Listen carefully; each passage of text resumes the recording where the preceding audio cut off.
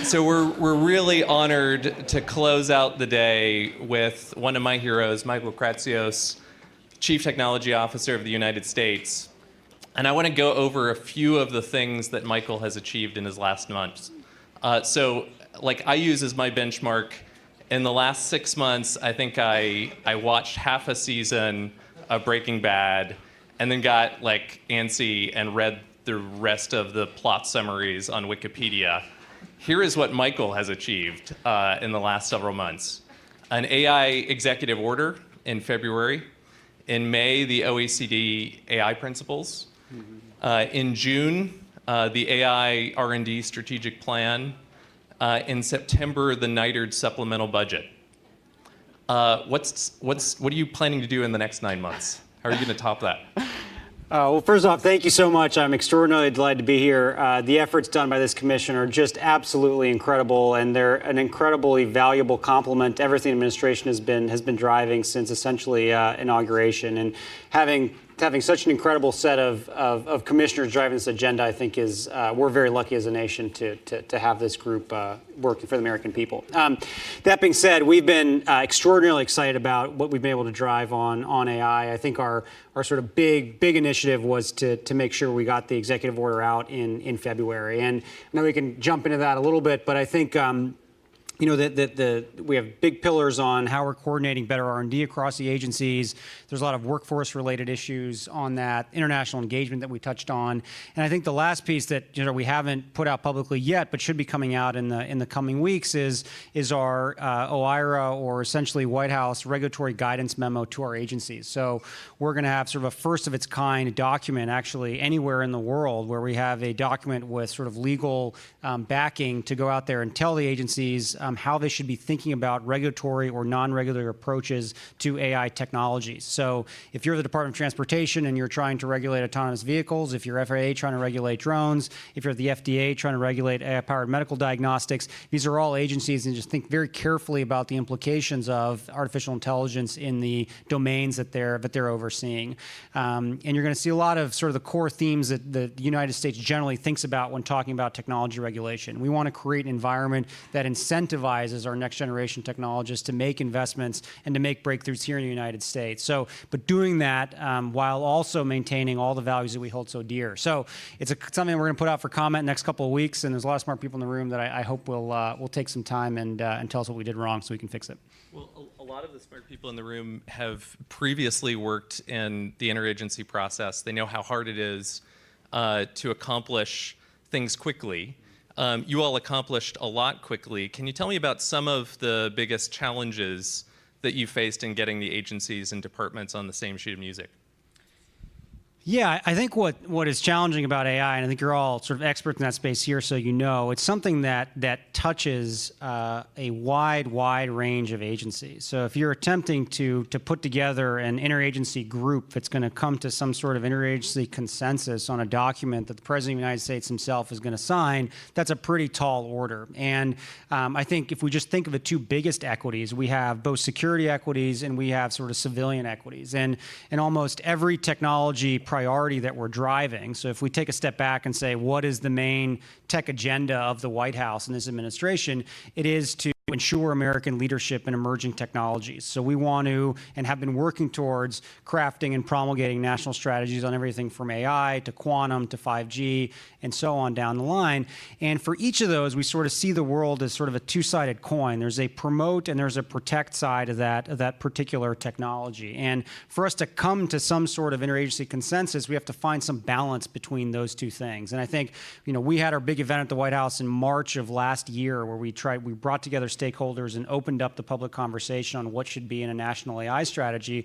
And when we launched that strategy, it took us almost a year. We signed it out in February. So you can see that, it took some time, but at the end of the day, I think we have a pretty comprehensive piece of work there and something that we're extraordinarily proud of. So I know that the protect part of this is the one that most strongly intersects with the work that the commission has done. I wonder, given that security is just one part of the executive order, if you could tell us what you think we got right and what we got wrong on the national security side of AI. So I think as a commission, I think you have done an extraordinary job of kind of wrapping up the very large themes that need to drive whatever our sort of national security posture is on artificial intelligence. So I think a couple of key ones first that always come to mind to me, and it's I see Lieutenant General Shanahan here. I think being able to integrate artificial intelligence into the way that all of our armed forces do their work is something that's a really, really, really hard task. And the DoD is a massive agency, and everyone has their own equities and their own interests and their own way of doing things. And finding pathways to be able to integrate this technology across all the various branches, I think it's something that we need to do a lot of work on, and I think it's something we have a great team who are on it. So I think that's something that we're kind of very, very, very much aligned on. The other thing that I think is cross-cutting between both the security side and civilian is the talent question. This desire of how can we continue to bring in the most talented AI scientists and technologists from the private sector and from academia into our federal family here to drive the outcomes that we need. So continue to drive that. And I think the third piece is something that our director at OSTP talks a lot about, and this is the idea of partnerships. This idea that the world of technological innovation has fundamentally changed. This idea that there's a couple of very large companies that have all the answers for all of the technology solutions that the DoD is looking for is over, and we need to find a way to create better pathways and connections with startups and smaller companies that can make huge breakthroughs that can deeply impact the way that we operate and the way that we deliver on our mission. So finding ways to kind of bring those folks in the fold is something that I think we agree on a lot. And what did we get wrong? Yeah, I don't know. It sounded so good to me across the board. I think one place where I think we want to fine tune, but I think we're getting to a good position is how we can ramp up on research and development. I think the administration has made a commitment to prioritizing artificial intelligence in a way that's never before been done in the history of our country. So President Trump was the first in history to include artificial intelligence explicitly in an R&D budget and in a budget that was sent to Congress, and that was done twice. In our priorities memos that we promulgated from the White House to the agencies, we called out artificial intelligence and machine learning for the first time in history in our 3 memos under this president. So I think we're aligned in prioritizing it. I think where we should work together on and find a good way forward is what is the right number. If we want to start cranking up the amount of research and development spending done by the federal government, what is the right number there, and how can we do it in a way that the system can absorb those dollars in the most effective way possible? And I think we're aligned, very much aligned on the high-level goal. I think we should work together and find those specifics and work with Congress and OMB and other stakeholders to get to a place that's works for everyone. So following up on that point, China has a published strategy to achieve global AI leadership. There are various estimates of how much China's spending. You all sponsored, I think, a really careful analysis by IDA, sort of casting doubt on some of the ways that those estimates have been made.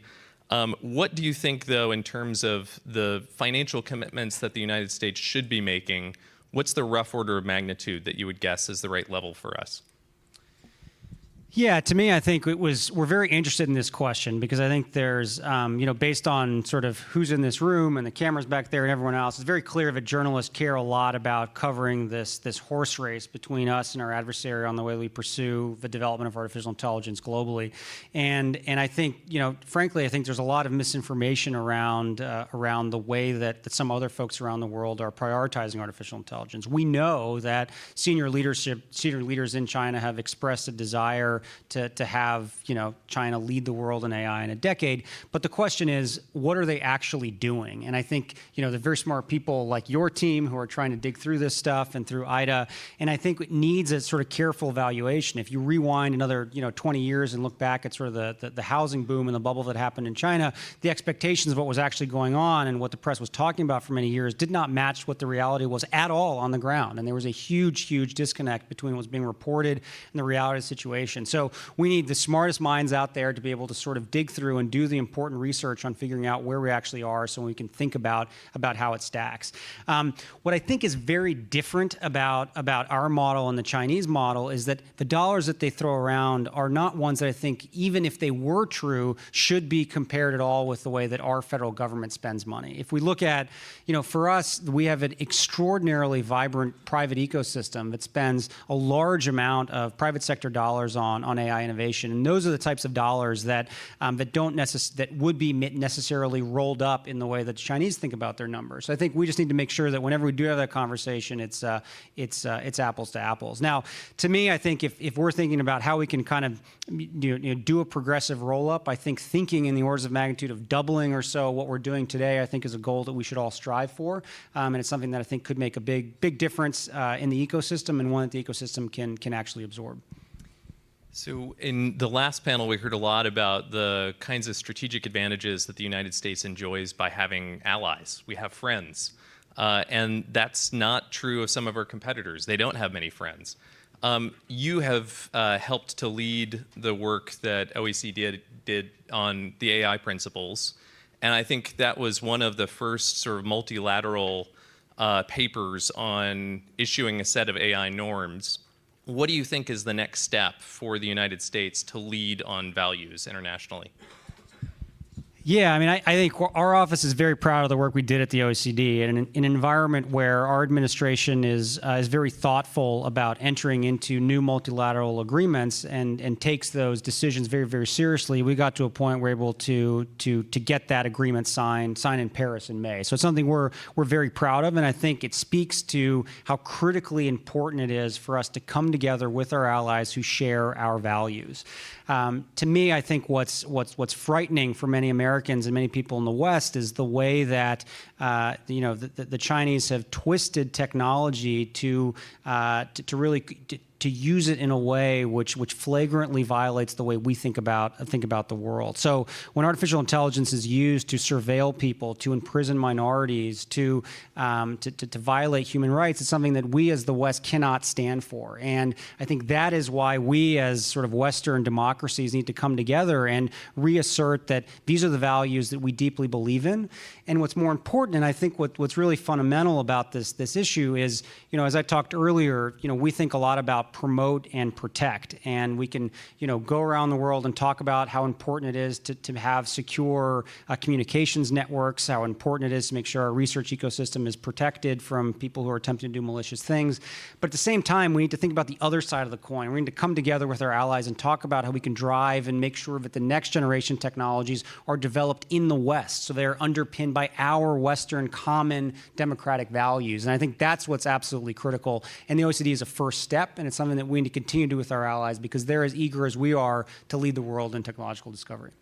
Can you say a little bit about what you saw as the biggest surprises in that process of working with the other OECD members and trying to formulate a set of principles?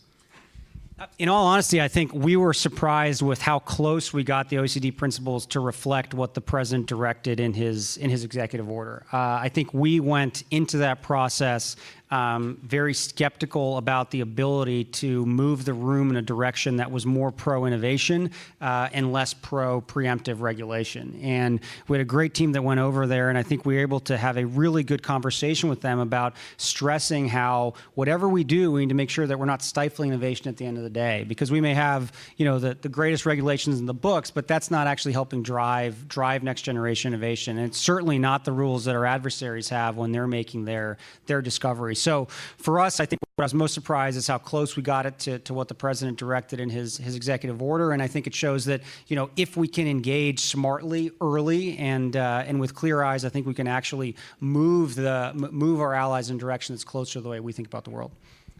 So OSTP is a pretty privileged place to sit because you're able to cherry pick from some of the best technical talent across the federal government. It's often been a challenge for parts of the federal government to bring in technical talent, as well as talent that might be in adjacent areas relevant to our AI policies going forward. Things like trade analysis and trade strategy, tech policy and tech law. So can you describe some of the ways in which you think government is going to have to meet this challenge? Yeah, I mean, we have struggled, and I think it's something that kind of the entire administration thinks about generally when we bring talent into the administration. And I think the last administration thought very carefully about this, especially around the way that you can bring tech talent in to help solve sort of citizen-facing technology issues. They created the United States Digital Service, which we have continued to support and continue to try to give the resources they need to bring talent in. There's a Presidential Innovation Fellows program, which was actually signed into law by Obama on the way out, and I think that's another great option where we can bring in talent for tours of duty. But each of these programs has its own limitations, and I think we need to continue to think about ways to, either through the NDAA or other options, think about how we can clear pathways for talented individuals who want to make a difference for our country to be able to come here quickly, make a difference, and then go back to what they were doing before. This idea that we can get the latest and greatest technologists to make a 20-year commitment to working somewhere in the federal government. I think we shouldn't stop trying for that, but I think we should also try to find other lines of effort or pathways to bring people in. Building off that, there's this observation attributed to Bill Joy that most of the smartest people always work for somebody else. And there's a great addition that you all made to the National AI R&D Strategic Plan, adding a priority on expanding public-private partnerships. What are some of the approaches that you see being most likely to succeed in building stronger partnerships between government, industry, academia, making those relationships more fluid? That could not be more important. It's something that Andrew and I have talked about at length, and I think it goes back to, at its core, it goes back to this talent question. I think we all are very familiar with the issue that sort of very high-end AI talent is facing. Do they stay at academic institutions? If they go work for private companies, is the work that they're doing then tied up in the sort of closed walled garden of wherever they're working? And how do you move people from academia into the private sector and so on to sort of drive innovation? To us, we think that there's important partnership models that can happen where if you're able to bring entrepreneurs and innovators with academics and private institutions together along with the federal government, you can make a really big difference. And I think Congress is on our side on that. Many of you may have tracked the National Quantum Initiative Act that was signed by the President on December 21st. This launched kind of a national effort on quantum leadership, at least on the civilian side. So it's three main agencies that are driving it. And as part of that legislation, there was a call to create quantum consortia.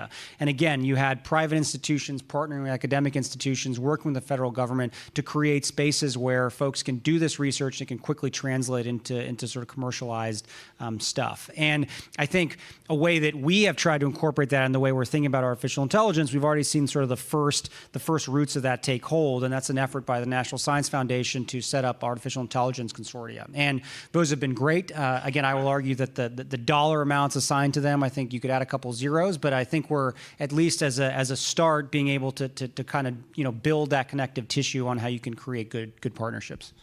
So I think General Shanahan has pointed out that in so many of the really upside potential applications of AI and DoD, it's to process automation. It's to those back office tasks that right now take so much human effort and aren't really taking advantage of the human skills that some of these exquisitely trained officers have been given. What are some examples of process automation within government that you're most excited about, whether it's logistics or contracting or whatever else? I mean, they're all sorts. I think the contracting stuff I think is very fascinating. One effort that we're working on is kind of under sort of AI used at looking at regulations. So this idea that the Federal Register is absolutely massive, and the way that we can kind of look at it and sort of optimize regs in a way, or try to find regulations which don't necessarily kind of meet the world that we live in today, whether it's regulations talk about using fax machines or whatever it may be. There's an effort underway there. To me, I think any sort of supply chain related logistics questions, some of the stuff that the DoD is looking at can make a really big difference.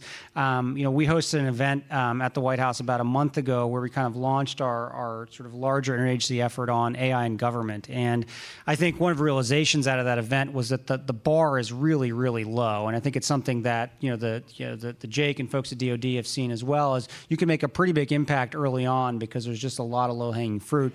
That being said, I think we need to, as we try to find this, we also need to do a great job of sort of, educating, training up, and finding ways that we can, work with people who want to implement AI, but it's not something that they've done before. So one thing that we're thinking on the civilian side is launching a center of excellence for artificial intelligence at GSA. And this is a model we've used for other sort of IT modernization efforts, where we know, for example, that multiple agencies need to move from the cloud, need to move to the cloud for email services, wherever it may be.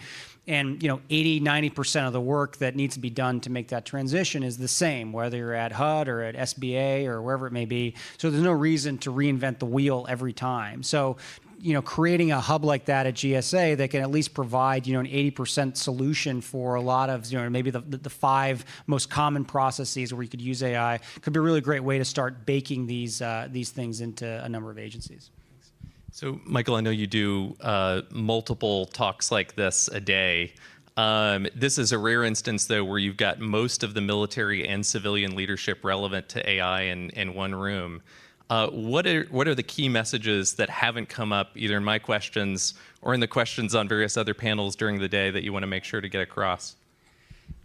This has probably come up, but I just want to reiterate it. When we as the White House think about what is the national technology policy of the White House, the number one issue that we are attempting to tackle is to ensure American leadership in artificial intelligence. It's something we've been driving hard on for 2 years, and we have gone out of our way to make sure that our strategy was signed out by the president himself. And if we look back at other technology strategies that were sort of created by administrations in the past, very few have been signed by the president himself. And it's something that we took a lot of painstaking effort to make sure that it got there, and maybe it took a little bit longer than we ultimately wanted. But the result is we have something that has the backing of the president, and I think we're extraordinarily excited to drive that agenda, and it's something that we think we can work with folks like the Commission to make sure that we can do a great job on. And I think what's fantastic about this effort is we have strong tie-ins with Congress, because this is not something that DoD can do alone, or the White House can do alone, or Congress can do alone. It's something that we all need to do together. And I think I'm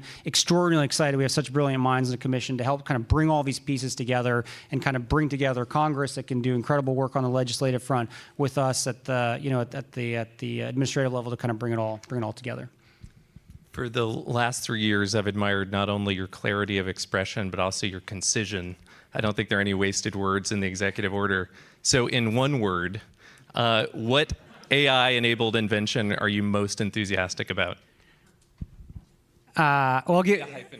Well, it sounds borderline. Well, I think healthcare, and I think I will give a small sort of personal anecdote.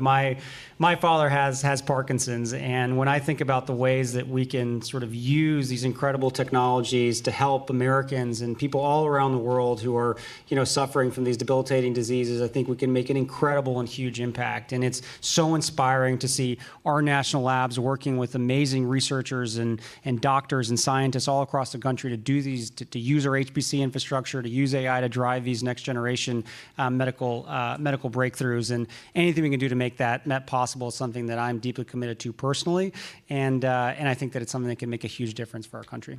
Thank you. Please join me in thanking Michael for his leadership. Thank you.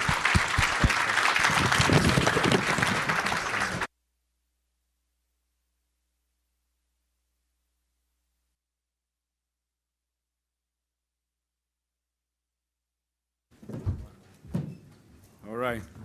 Can anybody hear me? As I said in my opening remarks, I said this is going to be a good day for those of us that are passionate about AI.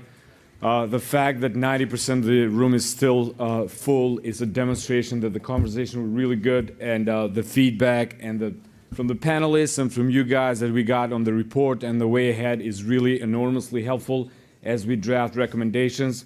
The second thing I said is that no breaks, so really kudos to all of you for surviving only 20-minute break during the lunch. So I appreciate that.